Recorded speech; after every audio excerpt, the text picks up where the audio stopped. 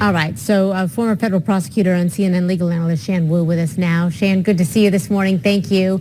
I want to break that down a little bit. Dowd appears to be asking for a heads up. Is that evidence of obstruction in your opinion?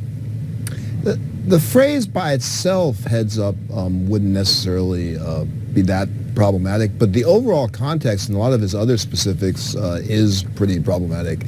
When he talks about the fact that they want the heads up, but also he says, I want to put it in quotes, starker terms, he refers to their common interests. All those things indicate that there's something off there. First of all, it's very odd to leave a voicemail about that. As a defense counsel, in that situation, if you think somebody else's client's going to cooperate, the only legit question is you can say, is your client cooperating?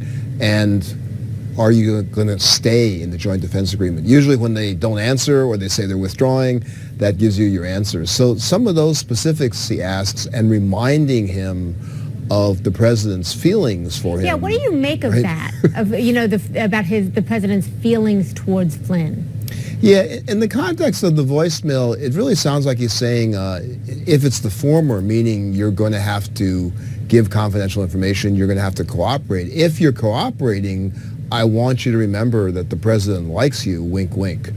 So that's problematic. You should not be trying to be sending some sort of message to someone who's cooperating. And then when you add to that, Christy, what's in the Mueller report of the next day's conversation where they confirm that they're withdrawing from the agreement, and apparently Dowd at that point is, quote, indignant, that's what the report says, and very vocal, that's really troubling.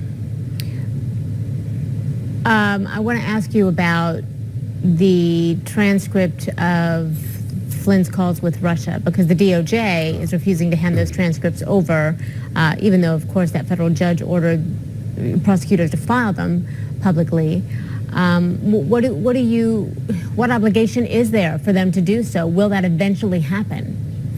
I think it will eventually happen. I read their pleading, which I thought was a little bit cryptic. I'm not sure why they didn't give more explanations for their refusal. They could be, of course, concerned it's classified information, and they could have flagged that. They may also genuinely feel that they don't want to reveal maybe some things that are still ongoing. It certainly seems like those transcripts go to the heart of Flynn's conviction. I mean, it's all about him lying about that conversation. So I think the judge has a right to see it.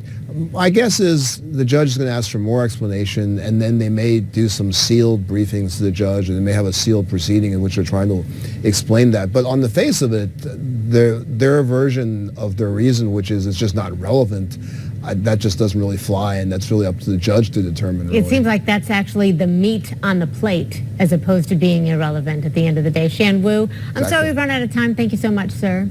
All right, good to see you. You too.